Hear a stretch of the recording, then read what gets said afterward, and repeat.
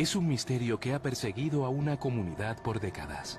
Algo extraño fue visto zambullirse en las aguas de Shag Harbor, Nueva Escocia, en la noche del 4 de octubre de 1967. Los casos como el de Shag Harbor definitivamente son poco convencionales, no pueden explicarse fácilmente. Había algo en el cielo allí, estaba iluminado y las luces estaban encendidas y descendió. Hay docenas de testigos, pero pocas explicaciones. Muchas personas vieron algo sumergirse en el agua y nadie ha dado una explicación o un nombre a ello. Pescadores locales, el guardacostas y buzos de la Marina realizan una búsqueda, pero no logran encontrar ninguna evidencia de un accidente. No podíamos creer que no hubiese nada, no había escombros, ni siquiera una lata. Era algo que nunca había sucedido antes. No sabían qué pensar. El pueblo queda en un estado de incertidumbre y sin ninguna explicación oficial de las autoridades canadienses. Los rumores de un encubrimiento del gobierno comienzan a surgir. Creo que hubo un gran secreto sobre toda la misión, porque realmente no nos revelaron nada. Creo que esa noche todos tenían la sensación de que nos estaban escondiendo algo, pero no sabíamos lo que era. Pero una investigación hecha 25 años después obtiene documentos gubernamentales desclasificados y algunas sorprendentes revelaciones. Lo que me molesta sobre esto es que somos tratados como niños, que no se supone que sepamos esto. Es uno de esos casos que definen la realidad de los ovnis. En la siguiente hora, testigos, investigadores de ovnis y documentos gubernamentales recientemente descubiertos arrojarán nuevas luces sobre el más completo y misterioso caso de ovnis en la historia de Canadá.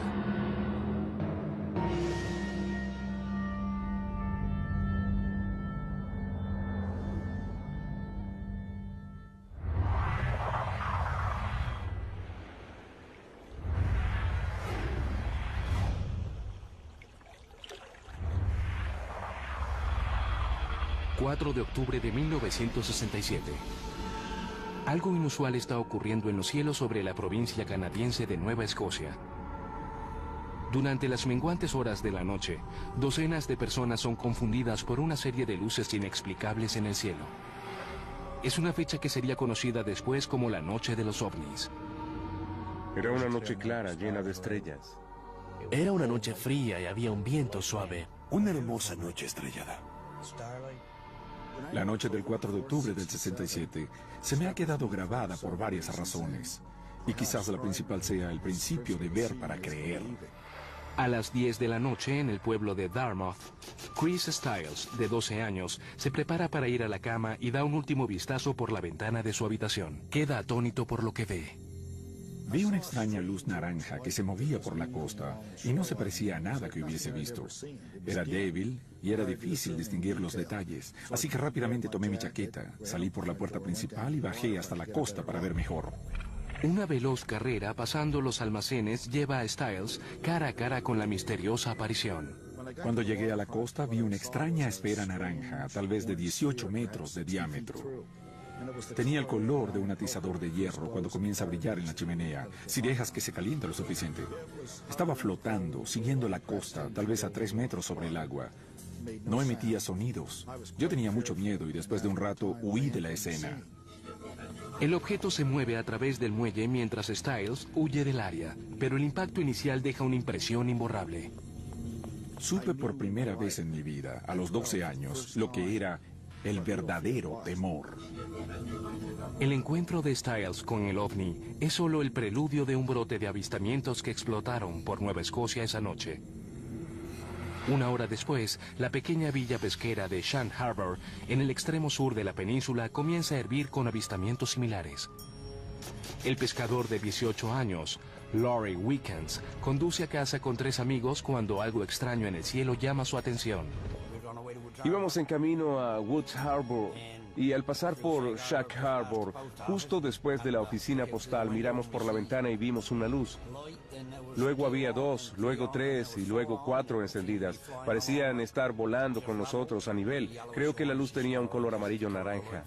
Wickens intenta mantener las extrañas luces a la vista apresurándose al este por la autopista 3, pero los silenciosos objetos comienzan a descender en un ángulo de 45 grados y quedan bajo la línea de árboles. Parecía que iba justo con nosotros y luego cuando llegamos a la base de la colina lo perdimos de vista.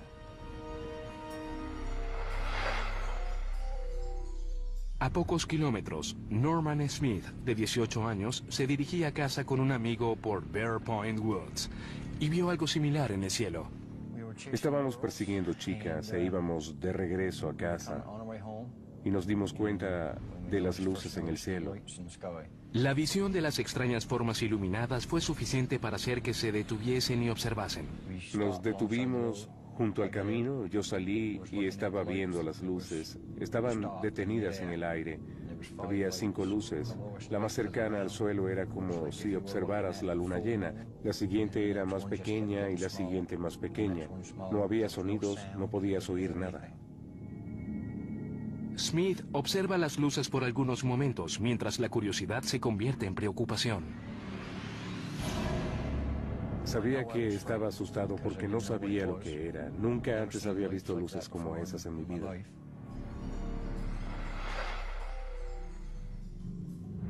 Camino abajo, Lori Wickens y sus amigos aún están persiguiendo al extraño objeto. De pronto ven un destello brillante y escuchan un silbido como el de una bomba que cae. Creen que podría estar cayendo en el muelle, así que se apresuran hacia la costa. En el momento en que llegamos a la cima de la colina pudimos ver la luz en el agua, entonces creíamos que era un avión. Wickens se detiene en un estacionamiento vacante en la costa para poder ver mejor. La luz que vimos en el muelle parecía la mitad de un globo, una luz amarillenta. Podíamos verla moverse por el muelle. Lo primero que se nos ocurrió fue llamar a la RPMC y reportar que habíamos visto un avión estrellarse, pues eso es lo que creíamos que era. Wickens regresa a su auto, corre hasta el teléfono público más cercano y llama al cuartel general regional de la Real Policía Montada de Canadá, la fuerza policial nacional del país. Es conocida en todo Canadá como la RPMC. El cabo de guardia responde la llamada a las 11:25 y escucha la voz excitada de Wickens. Los montados querían saber qué habíamos bebido y les dijimos que no estábamos bebiendo y querían saber el número de la cabina telefónica. Luego de escuchar la historia de Wickens, el oficial de la RPMC de guardia es escéptico. Pero tan pronto cuelga, otras llamadas comienzan a llegar. Las llamadas provienen de los cercanos Bear Point, la isla Cape Sable y Maggie Garrons Point, todas reportando lo mismo. Con tantos testigos, el policía no tiene opción más que tomarse esto en serio. Subimos al auto para marcharnos y fue entonces cuando llamó de vuelta. Quería saber dónde podía vernos para poder observar el agua. Le dijimos que estaríamos junto a la planta de musgo porque allí es donde estaba. Mientras tanto, el testigo Norman Smith también está ocupado alertando a las personas del misterioso objeto sobre el muelle. Condujimos hasta la casa de mi padre, corrí adentro y llamé a mi padre y él salió. Nos quedamos viendo las luces en el cielo y no pasó mucho, probablemente un par de minutos, cuando vimos el auto de la policía llegando con sus luces rojas. Smith sigue al veloz auto de la policía hasta un estacionamiento justo a la costa, donde una multitud de testigos se había reunido. Cuando llegamos allí había unas 16 personas, incluyendo a los oficiales de policía. Eran personas locales, todos habían visto las luces descender al suelo y las vieron posarse sobre el agua. Los civiles y oficiales de la RPMC en la escena observan la opaca luz amarilla-naranja moverse a 300 metros de la costa. Estaba totalmente oscuro, solo se veían las luces y estaban sobre el agua. Observamos una luz probablemente por 10 minutos mientras estaba moviéndose en el muelle. Caminamos hasta la cima de la colina y luego la luz solo se apagó. Todos estaban convencidos de que acababan de ver a un avión estrellarse. A las 11:38 p.m., uno de los oficiales llama al Centro de Coordinación de Rescate de Halifax, la rama de la milicia canadiense que organiza operaciones de búsqueda y rescate. El barco del guardacostas en el cercano Clark's Harbor también es contactado. Los encargados de los faros en las áreas aledañas son puestos en alerta. Yo estaba de guardia, realizaba mi vigilancia regular de ayuda a la navegación. Era cerca de la medianoche cuando recibí una llamada que decía que estaban buscando algo que se había estrellado en el muelle. Mientras tanto, los oficiales de la RPMC improvisan su propia operación de rescate. Comienzan a contactar a los pescadores locales para que lleven sus botes hasta el lugar del impacto. Al esparcirse la noticia, los residentes locales entran en acción. Alguien llegó a mi puerta y mi esposo saltó y fue hasta la puerta para ver quién estaba allí. Era un policía. Dijo que algo había descendido en el muelle y que creían era un avión. Sabían que su bote estaba en el muelle y que podía llegar allí rápidamente. Yo iba camino a casa después de cuidar niños cuando fui recogido por un residente local. Su voz sonaba urgente cuando me dijo, tienes que venir conmigo, pues debemos buscar a los posibles sobrevivientes de un accidente aéreo o algo por el estilo. Realmente no sabíamos hacia qué nos dirigíamos. Lo único que podíamos hacer era llegar allí tan rápido como pudiésemos. Íbamos rápido, llegamos al muelle, desamarramos las sogas, sacamos los botes y salimos de allí tan pronto como pudimos para llegar al área. Es ahora, poco antes de la medianoche. 2 botes pesqueros con varios voluntarios se dirigen a mar abierto a toda velocidad. Patrones cruzados de luces de búsqueda pintan las oscuras y quietas aguas del muelle al comenzar la búsqueda. Lo que hacíamos era buscar algo en el agua, escombros.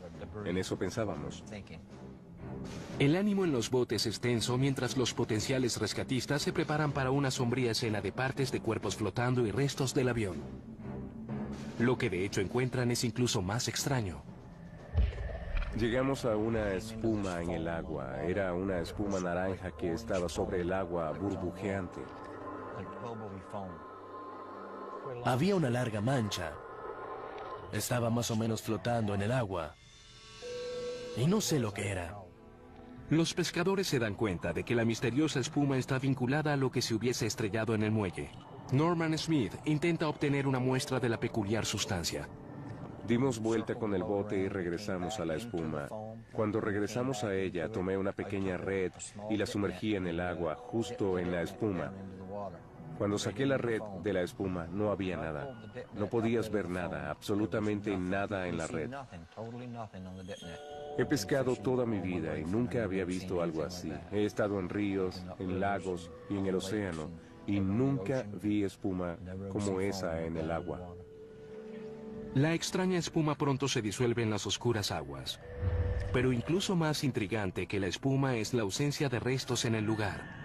Si algo se había estrellado en Shan Harbor, parecía haberse desvanecido por completo. Pensamos que lo que fuese se había hundido y yo estaba esperando encontrar algunos restos, pero no había nada. Estuvimos allí casi toda la noche. Dábamos vueltas y buscábamos cualquier cosa que estuviese en el agua, cualquier resto o algo, y nunca encontramos nada, ni siquiera había una lata. La confusión entre los pescadores en Shan Harbor es compartida por los individuos en el Centro de Coordinación de Rescates en Halifax. El CCR contacta al Centro de Control de Tráfico Aéreo de Moncton, New Brunswick, y el Centro de Control NORAD en North Bay, Ontario, para determinar si algún avión civil, comercial o militar está extraviado. Los reportes de un avión estrellado en Shan Harbor no concuerdan con los datos que reciben. Se dieron cuenta de que no se trataba de un avión caído. Ninguno estaba perdido. Estaban buscando algo no convencional. Comenzaban a darse cuenta de que tal vez era algún objeto desconocido del espacio. Los residentes están seguros de que algo cayó en las oscuras aguas de Shag Harbor. Pero nadie parece saber qué es.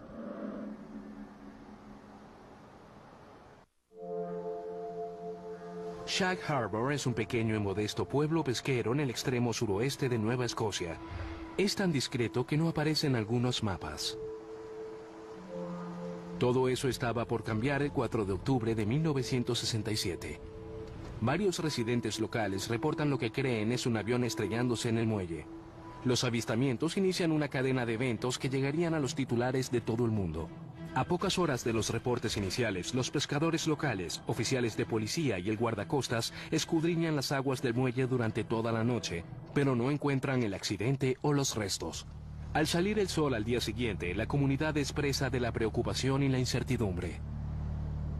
Creo que esa noche todos tenían la sensación de que nos estaban ocultando algo.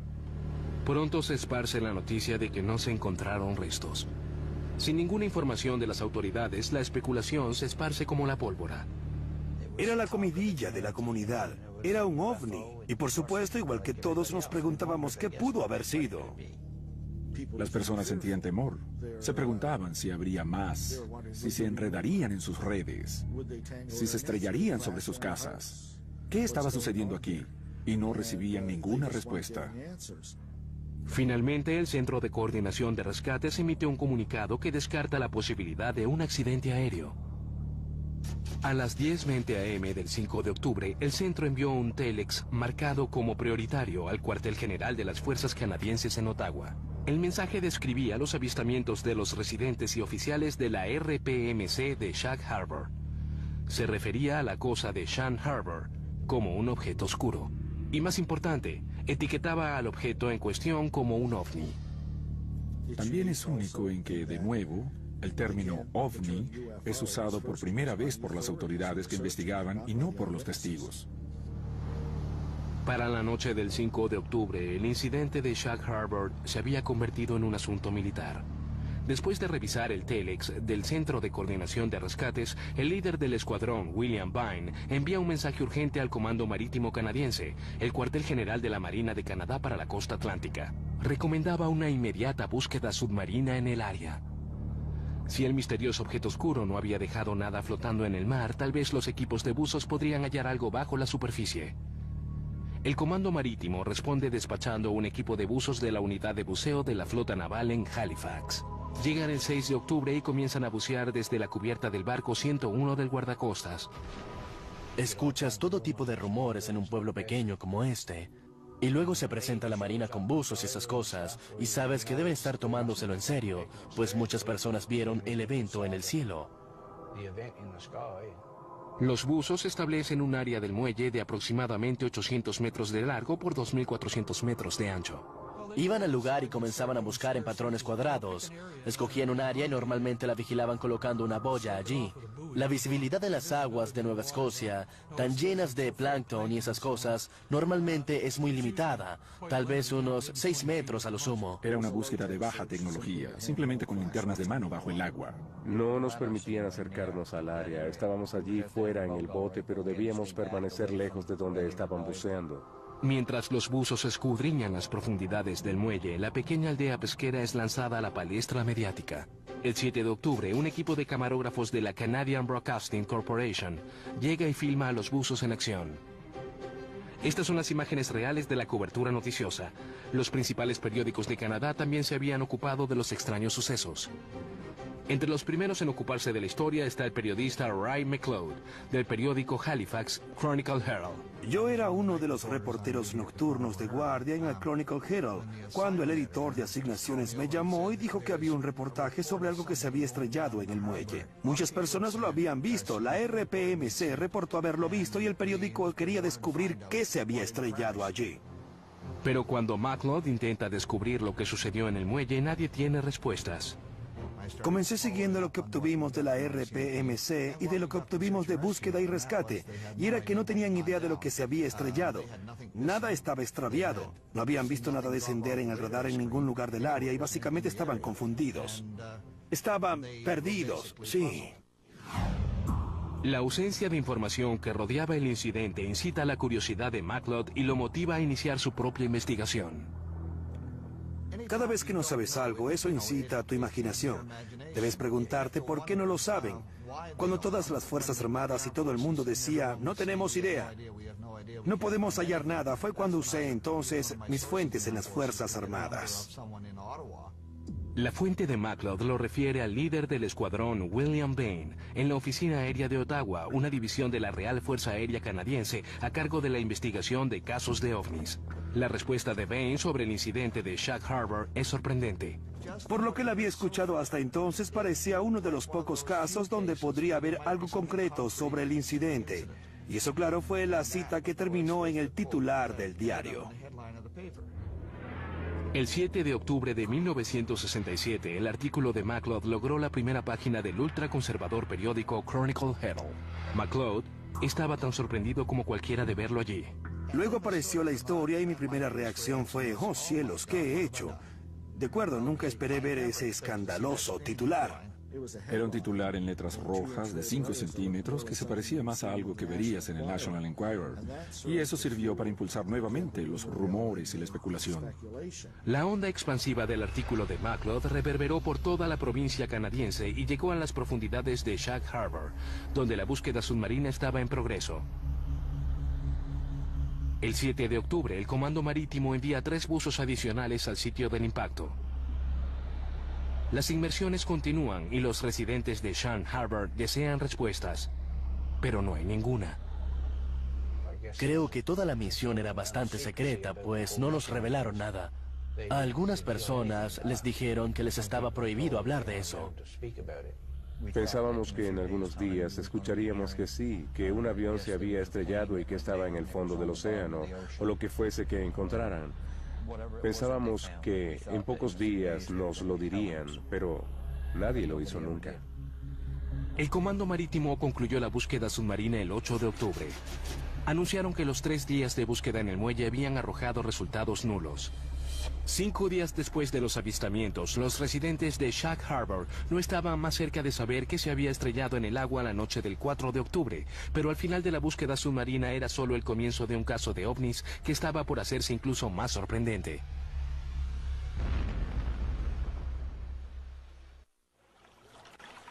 Octubre de 1967. Luego de que docenas de testigos vieran algo hundirse en Shank Harbor, en el extremo sur de Nueva Escocia, los pescadores locales escudriñan las aguas en busca de pistas y los buzos de la Marina buscan bajo la superficie. Pero la Marina canadiense cancela abruptamente la búsqueda sin explicación alguna, dejando a las personas de Shank Harbor con preguntas y preocupaciones. En las mentes de muchos de nosotros estaban encubriendo algo, pues para que invirtiesen tanto tiempo y esfuerzo y luego no dieran explicaciones, es como si hubiesen estado aquí hoy y se fuesen mañana. Al no encontrar respuestas de nadie, los rumores comenzaron a surgir. Incluso un rumor entonces de que habían encontrado algo. Creíamos que hubo ocasiones en las que estuvieron sacando cosas del fondo del océano. El sujeto que tenía los buzos en el área admitió que habían sacado algo envuelto bajo el agua. Fue envuelto bajo lo que lo guardaron en secreto.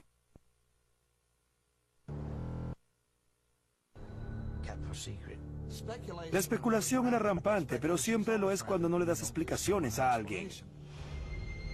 Durante los años de ovnis y otros eventos inexplicables a menudo giraba en torno a la Guerra Fría. El duelo nuclear entre los Estados Unidos y la Unión Soviética estaba en su apogeo. Las dos superpotencias buscaban constantemente sobrarse mutuamente, aprovechando la tecnología militar. Los servicios ultrasecretos eran comunes en el Atlántico Norte. La caldeira una ansiedad que intensificó la preocupación sobre el incidente. Siempre de las personas, por supuesto, de la crisis, los misiles y otras cosas, que esto agregó el fuego. Y luego, por supuesto, las idear teorías. Tal vez un secreto estadounidense de algún tipo, un avión, un satélite, lo que cayó al agua. El reportero nocturno Ray McLeod ayudó a dar la noticia sobre Shank Harbor al escribir un artículo de primera página en el periódico Chronicle Herald de Halifax. Mientras se preparaba para continuar con la historia, McLeod recibió noticias sorprendentes y desalentadoras. Había una nota en mi máquina de escribir para que viese al editor en jefe. Y me dijeron, no continúes con esta historia. Creemos que esta historia debe ser manejada por alguien durante el día, pues muchos de los contactos son más fáciles de ubicar durante el día. Y deseamos darle un buen seguimiento a esto. Así que le dimos la historia a David Bentley. McLeod afirma que Bentley consultó con científicos y académicos para restar importancia al ángulo del ovni. Él intentó hablar con personas que básicamente desacreditaban la historia y les decían a todos que no era nada, que todo estaba bien, no pasaba nada. Entre las fuentes principales de Bentley está uno de los más directos detractores de los ovnis en Canadá, un astrónomo llamado Padre Burke Gaffney. El finado padre Michael Burke Gaffney era un cura jesuita, era astrónomo, era un escéptico de los ovnis. Tenía un concepto muy estrecho sobre lo que el fenómeno ovni posiblemente podría ser. Y en sus declaraciones a la prensa, él restaba importancia a ese interés. En una conferencia pública pocas semanas después de los avistamientos en Shank Harbor, Borg Gaffney trata de aliviar cualquier preocupación restante sobre lo que ocurrió esa noche, argumentando que el 94% de todos los avistamientos de ovnis pueden ser explicados por meteoritos, ilusiones ópticas simples y otros fenómenos naturales. Una vez que los escépticos expresaron su opinión, McLeod comienza a preguntarse qué sucedió con el líder del escuadrón, William Bain, la fuente en la milicia canadiense que fue citada al haber dicho que podría haber algo concreto en el incidente de Shag Harbor. Le pregunté a Bentley por qué no le hacía seguimiento al líder del escuadrón Bain.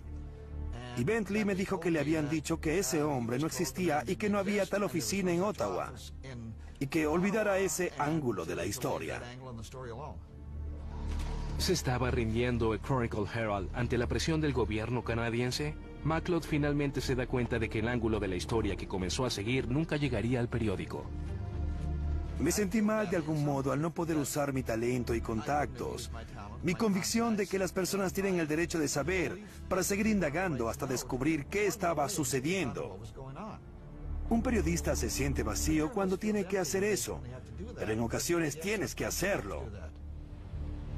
Pronto, la noticia de los avistamientos en Shag Harbor, Canadá, cruzan las fronteras y llegan hasta el renombrado físico Dr. Edward Condon y su equipo en la Universidad de Colorado.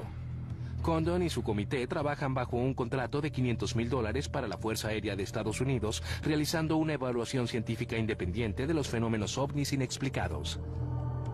El reporte Condon intentaba reunir cierto número de estudios de casos en otros países del mundo para determinar si la Fuerza Aérea de Estados Unidos debía seguir investigando los reportes de objetos voladores no identificados. Y el incidente de Shag Harbor llamó su atención. Tenían grandes recursos y un equipo distinguido, pero según el testigo Chris Stiles, los rumores de un encubrimiento del gobierno comienzan a surgir. El caso le fue asignado a un ingeniero eléctrico llamado Norman Levine. Este realizó algunas llamadas al cuartel general de la RPMC en Ottawa y al comando marítimo, pero le aseguraron que habían realizado una búsqueda exhaustiva. Es una lástima que no haya seguido ese camino, pues Dios sabe qué pudo haber encontrado. El incidente de Shag Harbor, Canadá, es uno de los 59 casos importantes de ovnis en todo el mundo que el equipo de Condon selecciona para incluir en su estudio. Entregan el reporte final a la Fuerza Aérea el 31 de octubre de 1968, pero el caso número 34 recibe solo algunos párrafos en el tomo de 900 páginas.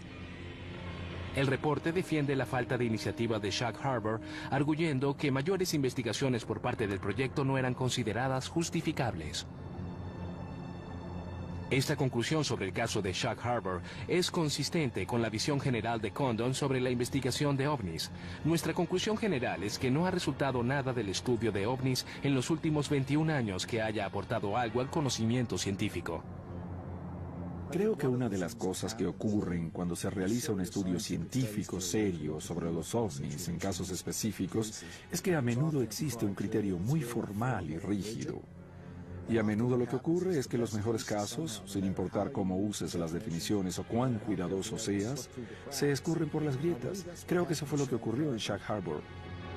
Sin que nadie presionase por respuestas, el incidente de Shag Harbor, Canadá, se convierte en otro misterio inexplicado que queda casi olvidado.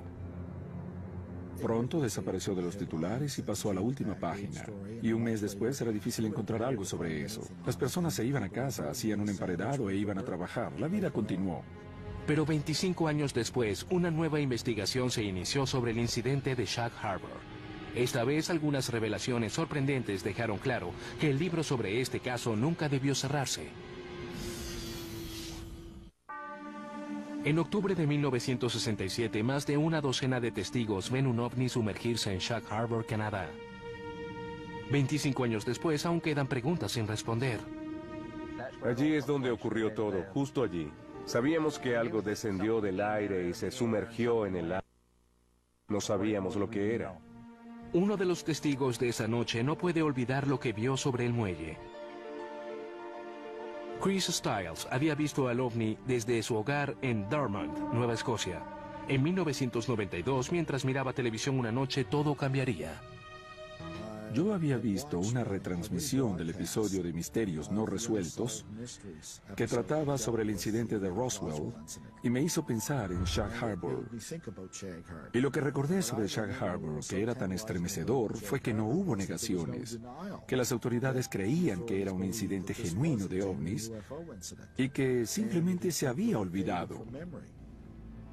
Stiles decide iniciar su propia investigación sobre Shag Harbor. Solicita documentos de los archivos nacionales canadienses y del Departamento de Defensa Nacional usando la Ley de Acceso a la Información de Canadá. En pocas semanas, los documentos del gobierno llegan en rollos de microfilm a la sede principal de la biblioteca de Halifax. Comienza una tediosa búsqueda. Cuando te sientas frente al visor y comienzas a revisar un documento tras otro, te das cuenta de que a menudo estas recopilaciones fueron compiladas por burócratas que no desechaban nada. El microfilm contiene miles de documentos de casos de ovnis en todo Canadá desde 1965 hasta 1981. Buscas una aguja extraterrestre en un pajar terrestre. Stiles pasa semanas frente al visor de microfilm hasta que encuentra lo que busca. Todo estaba allí: comunicaciones prioritarias del Centro de Coordinación de Rescates del Cuartel General de las Fuerzas Canadienses, instrucciones del Comando Marítimo Canadiense a la Unidad de Buzos de la Flota del Atlántico y reportes de docenas de testigos. Stiles se da cuenta de que está observando al mayor evento de ovnis en la historia canadiense. Solo vi uno que tenía la palabra ovni escrita en mayúsculas, subrayada 3 veces, y ese tenía que ver con el incidente de Shag Harbor. Supe muy pronto que tenía documentos importantes. ¿Se había topado Chris Stiles con un encubrimiento del gobierno canadiense? Stiles decide que necesita ayuda. Contacta a su colega investigador de ovnis, Don Ledger, para que lo ayude con su investigación. Chris Stiles era muy apasionado sobre Shag Harbor. Había estado en eso por 1 año o año y medio para entonces, investigándolo, escarbando en los documentos. Y era infeccioso. Finalmente, me arrastró a eso también. Un cuidadoso examen de estos documentos desclasificados dibuja una vívida cronología de los eventos y ayuda a revivir la noche del 4 de octubre de 1967. Quedé muy impresionado por el rastro de papeles sobre el incidente de Shag Harbor. Realmente mostraba todo el asunto. Para Stiles, los documentos también sugieren que la milicia canadiense sabía más de lo que decía.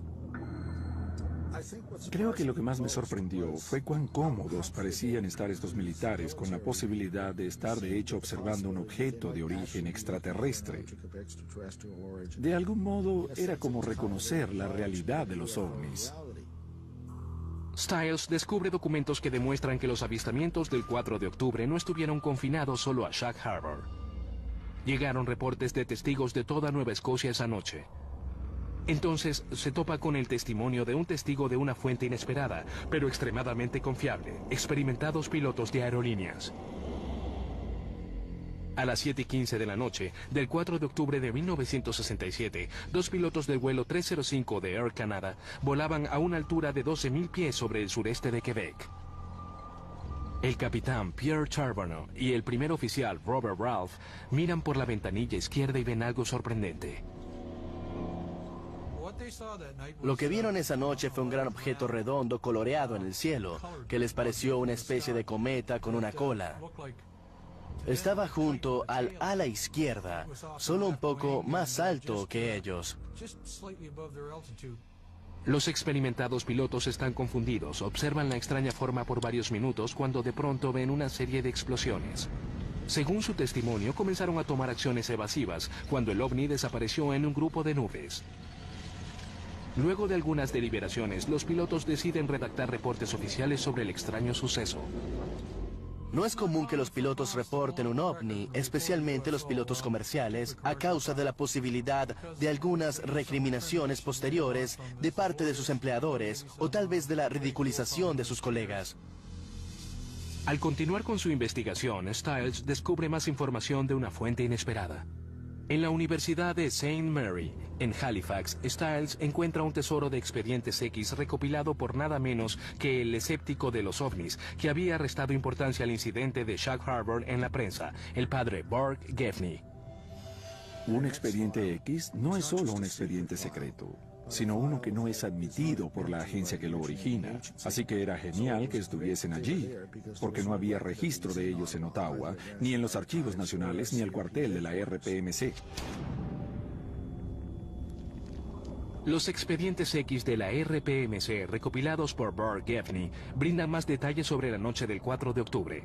Un reporte incluye el testimonio del capitán de un barco llamado Leo Mercy. Era el capitán de un pesquero de arrastre que llevaba 18 hombres. Estaba en la costa de Sambro, Nueva Escocia, y vio 4 ovnis a la distancia en un patrón cuadrado. Los vio y fue a revisar y los encontró en el radar. Pero el reporte de Mercy contiene algo aún más intrigante, una referencia a otra búsqueda submarina cerca de Shelburne, a 50 kilómetros al noreste de Shag Harbor. En su declaración para este expediente X, dijo, tal vez es como la cosa que están buscando en Shelburne o Shag Harbor. Así que parecería que de hecho se trataba de una segunda búsqueda simultánea. ¿Acaso el ovni viajó de algún modo desde Shag Harbor después de haberse estrellado? Sucede que el pueblo de Shelburne también es el hogar de una antigua base militar canadiense. ¿Está eso de algún modo vinculado al secreto que rodea los avistamientos de Shag Harbor?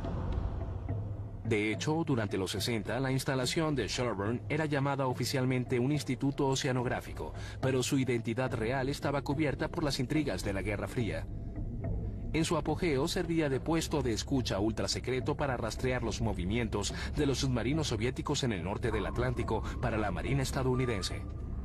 Un submarino soviético podía aparecer en el Atlántico proveniente de Rusia y seguir su rumbo. Ellos escucharían el ruido de los motores y del casco, hechos por el submarino al pasar por el agua con micrófonos. Esto iría a una computadora para poder obtener una concordancia después si el mismo submarino aparecía. ¿Pudieron las autoridades canadienses haber usado esta tecnología de rastreo de submarinos para ubicar al ovni sumergido? Estaba la Marina escudriñando las aguas de Shelburne, en secreto mientras todos los ojos estaban fijos en Shag Harbor. Para continuar con su investigación, Stiles se propone rastrear a aquellos que lo sabían, los buzos que revisaron las profundidades de Shag Harbor.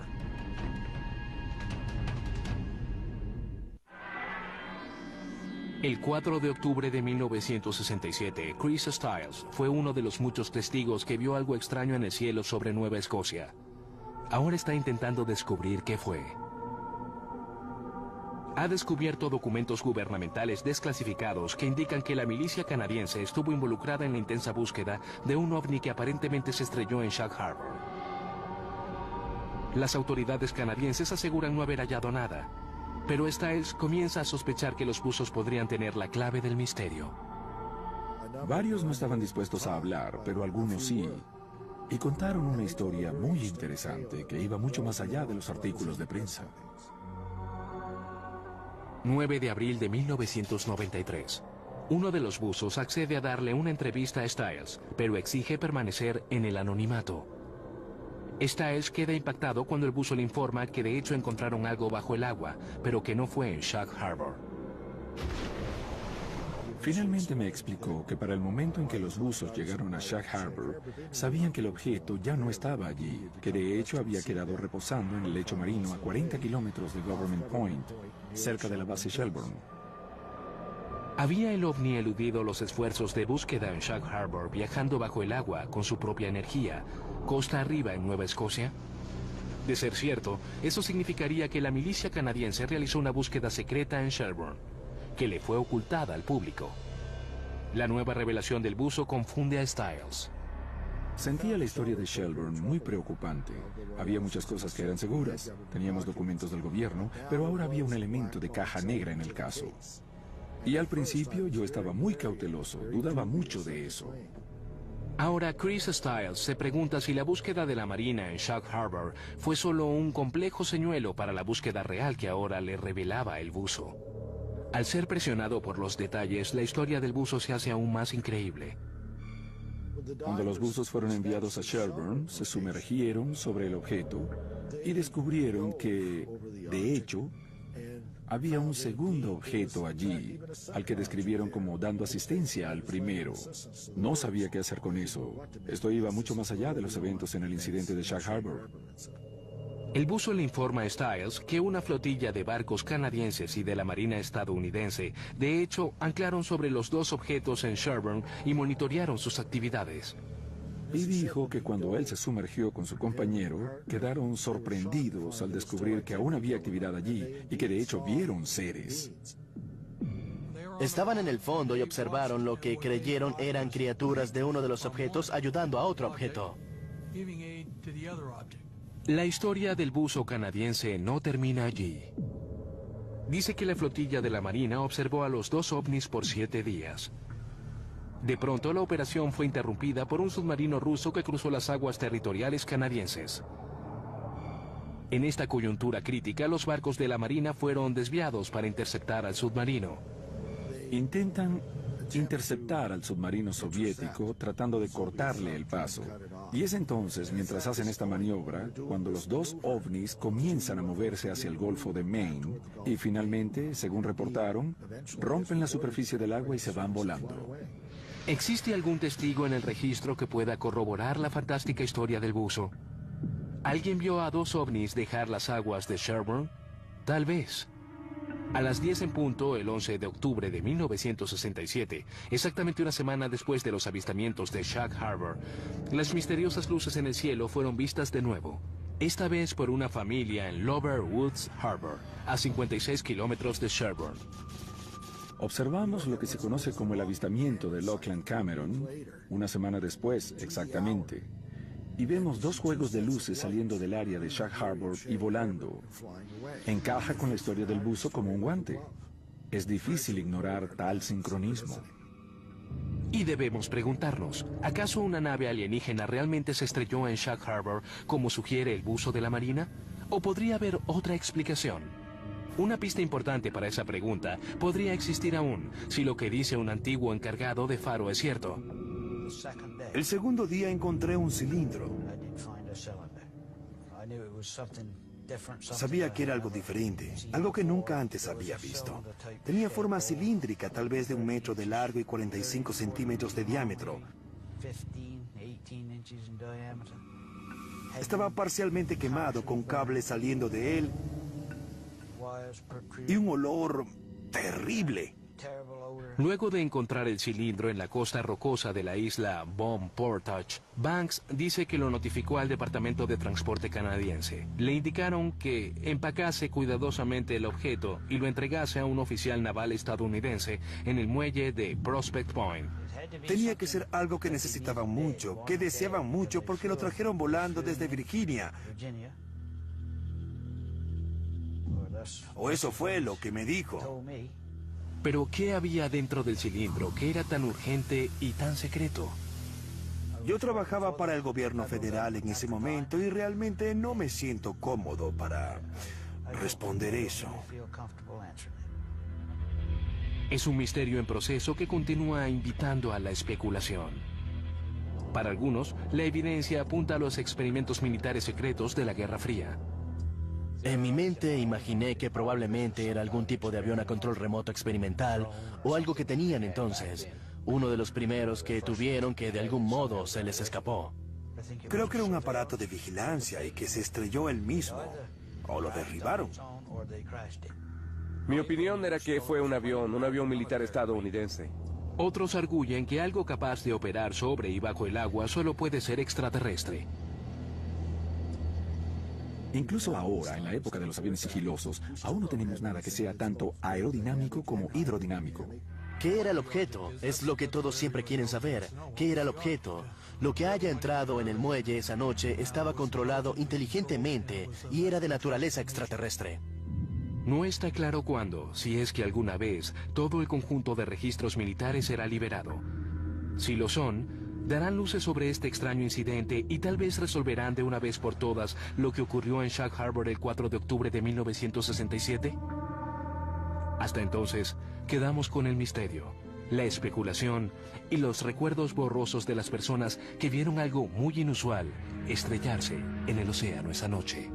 Hoy aún reviso el cielo buscando algo que pudiese ser diferente o algo como lo que vi hace 30 años.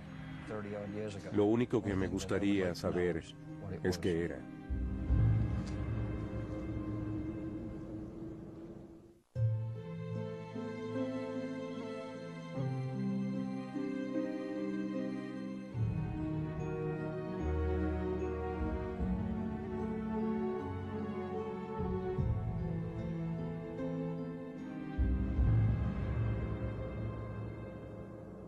costa, tal vez a 3 metros sobre el agua.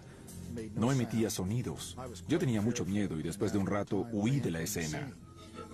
El objeto se mueve a través del muelle mientras Styles huye del área, pero el impacto inicial deja una impresión imborrable. Supe por primera vez en mi vida, a los 12 años, lo que era el verdadero temor. El encuentro de Styles con el OVNI es solo el preludio de un brote de avistamientos que explotaron por Nueva Escocia esa noche. Una hora después, la pequeña villa pesquera de Shank Harbor, en el extremo sur de la península, comienza a hervir con avistamientos similares. El pescador de 18 años, Laurie Wickens, conduce a casa con 3 amigos cuando algo extraño en el cielo llama su atención. Íbamos en camino a Woods Harbor y al pasar por Shank Harbor, justo después de la oficina postal, miramos por la ventana y vimos una luz. Luego había 2, luego 3 y luego 4 encendidas. Parecían estar volando con nosotros a nivel. Creo que la luz tenía un color amarillo-naranja. Wickens intenta mantener las extrañas luces a la vista apresurándose al este por la autopista 3, pero los silenciosos objetos comienzan a descender en un ángulo.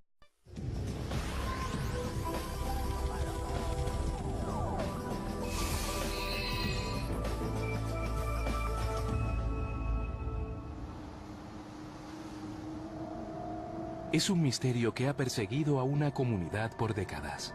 Algo extraño fue visto zambullirse en las aguas de Shank Harbor, Nueva Escocia, en la noche del 4 de octubre de 1967. Los casos como el de Shank Harbor definitivamente son poco convencionales, no pueden explicarse fácilmente. Había algo en el cielo allí, estaba iluminado y las luces estaban encendidas y descendió. Hay docenas de testigos, pero pocas explicaciones. Muchas personas vieron algo sumergirse en el agua y nadie ha dado una explicación o un nombre a ello. Pescadores locales, el guardacostas y buzos de la Marina realizan una búsqueda, pero no logran encontrar ninguna evidencia de un accidente. No podíamos creer que no hubiese nada, no había escombros, ni siquiera una lata. Era algo que nunca había sucedido antes. No sabían qué pensar. El pueblo queda en un estado de incertidumbre y sin ninguna explicación oficial de las autoridades canadienses. Los rumores de un encubrimiento del gobierno comienzan lo de 45 grados y quedan bajo la línea de árboles. Parecía que iba justo con nosotros, y luego cuando llegamos a la base de la colina, lo perdimos de vista. A pocos kilómetros, Norman Smith, de 18 años, se dirigía a casa con un amigo por Bear Point Woods y vio algo similar en el cielo. Estábamos persiguiendo chicas e íbamos de regreso a casa y nos dimos cuenta de las luces en el cielo. La visión de las extrañas formas iluminadas fue suficiente para hacer que se detuviesen y observasen. Nos detuvimos junto al camino, yo salí y estaba viendo las luces. Estaban detenidas en el aire.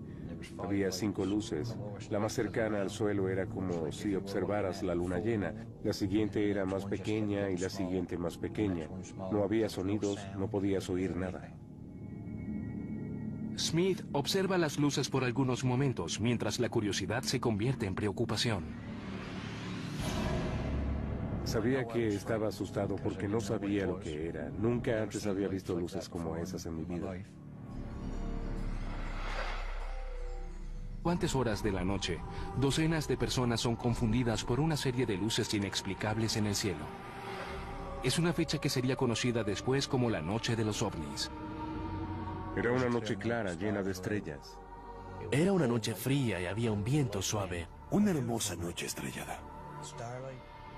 La noche del 4 de octubre del 67 se me ha quedado grabada por varias razones. Y quizás la principal sea el principio de ver para creer. A las 10 de la noche, en el pueblo de Dartmouth, Chris Styles, de 12 años, se prepara para ir a la cama y da un último vistazo por la ventana de su habitación. Queda atónito por lo que ve. Vi una extraña luz naranja que se movía por la costa y no se parecía a nada que hubiese visto. Era débil y era difícil distinguir los detalles, así que rápidamente tomé mi chaqueta, salí por la puerta principal y bajé hasta la costa para ver mejor. Una veloz carrera pasando los almacenes lleva a Styles cara a cara con la misteriosa aparición. Cuando llegué a la costa vi una extraña esfera naranja, tal vez de 18 metros de diámetro. Tenía el color de un atizador de hierro cuando comienza a brillar en la chimenea, si dejas que se caliente lo suficiente. Estaba flotando, siguiendo la... Comienzan a surgir. Creo que hubo un gran secreto sobre toda la misión, porque realmente no nos revelaron nada. Creo que esa noche todos tenían la sensación de que nos estaban escondiendo algo, pero no sabíamos lo que era. Pero una investigación hecha 25 años después obtiene documentos gubernamentales desclasificados y algunas sorprendentes revelaciones. Lo que me molesta sobre esto es que somos tratados como niños, que no se supone que sepamos esto. Es uno de esos casos que definen la realidad de los ovnis. En la siguiente hora, testigos, investigadores de ovnis y documentos gubernamentales recientemente descubiertos arrojarán nuevas luces sobre el más completo y misterioso caso de ovnis en la historia de Canadá.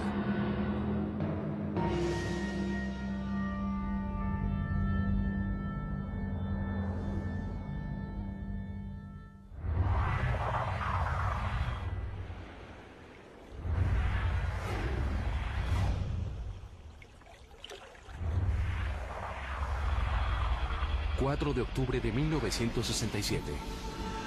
Algo inusual está ocurriendo en los cielos sobre la provincia canadiense de Nueva Escocia. Durante las